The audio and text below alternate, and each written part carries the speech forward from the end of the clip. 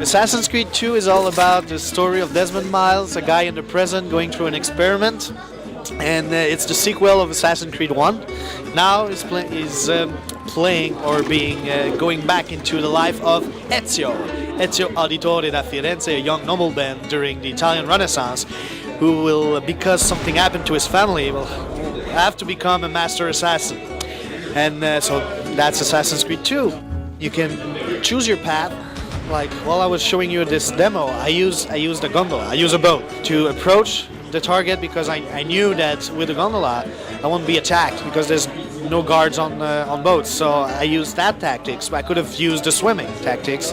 I could have gone on the rooftop first and assassinating all the archers before going to my main target.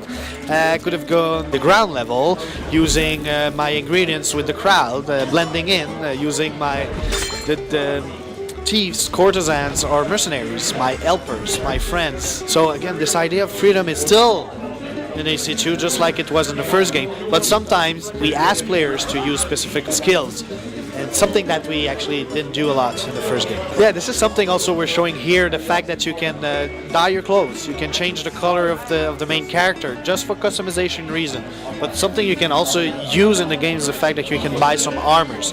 And the character we're showing today has like big shoulder pads and a big like chest plate, and that changed the visual, but also give you more health points.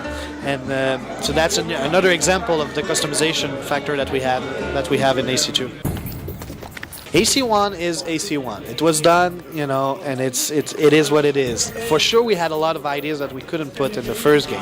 AC2 is pretty close to what we wanted to do at first.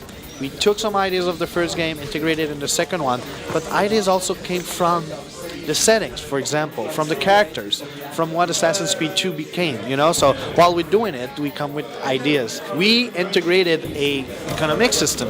We needed something like consumable. We say, oh, those helpers could be the one that you could hire and use the money that you have. And AC2 is pretty close to the first vision of what an Assassin's Creed game has to be. So this idea of like being Ezio, being Assassin, is much more well integrated than it was in the first game. So for me, it's really narrative, it's 2.0. But then there's so many. Yes, it's a lot more diversity, a lot more, day and night cycle, for example.